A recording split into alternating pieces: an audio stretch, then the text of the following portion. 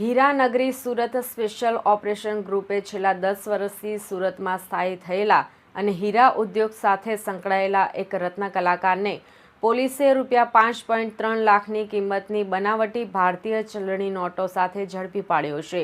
આરોપી પોતાની હીરા મજૂરીની આડમાં છેલ્લા 1 વર્ષથી આ કાળા કારોબારમાં સંડોવાયેલો હોવાનું પોલીસ તપાસમાં બહાર આવ્યું છે।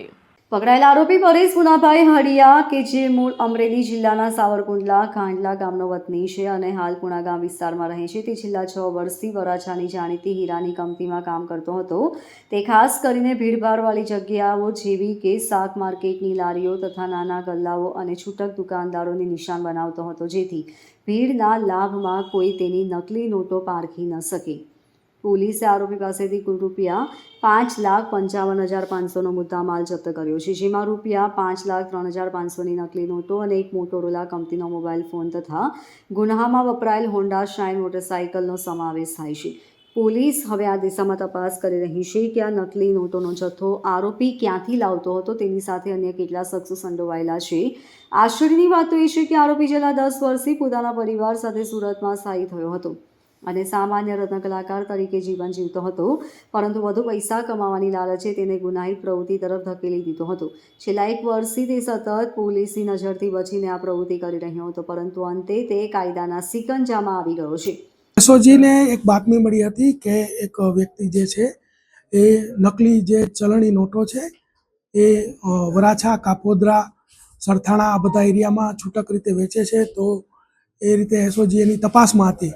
તો ગઈકાલે જ એસઓજીને તપાસ દરમિયાનમાં જે મિની રોડ વરાછાની અંદર બેગમાંથી એક વ્યક્તિ જે છે જેનું નામ છે પરેશ હડિયા, જેને 5,05,500ના દરની નોટના મુદ્દામાલ સાથે ઝડપી પાડેલ છે। સાહેબ, કઈ રીતે સર્ચ ઓપરેશન કરાયું અને આગળ કઈ રીતે તપાસ?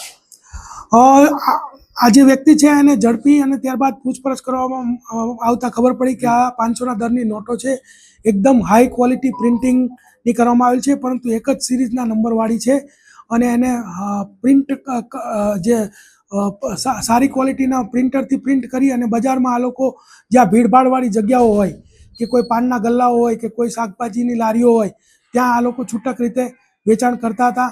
આ જે આરોપી જે છે એનું નામ પરેશ હડિયા છે, પોતે કિરણ ડાયમંડની અંદર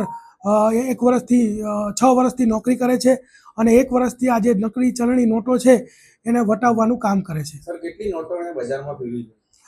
એની પૂછપરછ દરમિયાનમાં જાણવા મળ્યું છે કે અત્યાર સુધીમાં ટોટલ એણે જે છે 25 લાખ રૂપિયાની નોટો જે છે એ છૂટક 1 વર્ષમાં બજારમાં એણે ફેરવી છે।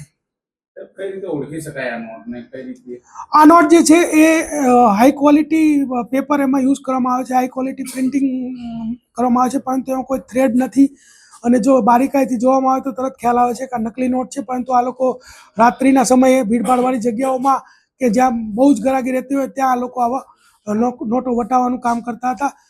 તેમજ એની પૂછપરછ દરમિયાનમાં એ પણ જાણવા મળ્યું છે કે આ જે નોટો છે એ રાજુ કનુભાઈ વાઘમસિંહ સાવરકુંડલાનો જે વ્યક્તિ છે તેની પાસેથી આ લઈ આવતો હતો અને બંને ભાગમાં આ ધંધો કરતા હતા। અને જે રાજુ છે એ વોન્ટેડ છે અને એના પકડાયા પછી એ કઈ રીતે ક્યાંથી લાવતો હતો અથવા તો પોતે પ્રિન્ટ કરતો હતો તે ખ્યાલ આવશે। અને આ લોકોનો બંનેની ભાગીદારી હતી। એમાં નોટો જે વટાવે એમાં 75% ભાગ રાજુ વાઘમસિંહનો તથા 25% જે આ પરેશ હડિયા છે એનો પાર્ટનરશિપ રહેતી હતી। સાહેબ, જે આરોપી છે એ કોણ છે, કયા વ્યવસાય સાથે સંકળાયેલો છે, કઈ રીતનું કારણ રહ્યું છે? આરોપી છે રત્ન કલાકાર છે અને કિરણ ડાયમંડમાં કામ કરતો હતો અને 1 વર્ષથી આ ચલણી નોટો વટાવવાનું કામ કરતો હતો। આગળની કયા પ્રકારની કામગીરી હાથ ધરવામાં? આગળ જે રાજુ કનુભાઈ વાઘમસિંહ સાવરકુંડલાનો રહેવાસી છે એને ધરપકડ કરવામાં આવશે અને ત્યારબાદ એ પોતે ત્યાં સેટઅપ કે એવું લગાવીને આ નોટો બનાવતો હતો કે પછી એ પણ બીજા કોઈ વ્યક્તિ પાસેથી લાવતો હતો, એ રીતે આખી કાર્યવાહી કરવામાં આવશે। Bureau report LK star news, Surat.